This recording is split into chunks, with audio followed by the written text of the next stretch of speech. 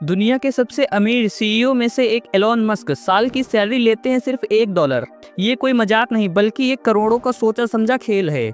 अब दिमाग में सवाल आ रहा होगा कि कोई $1 पे काम क्यों ही करेगा।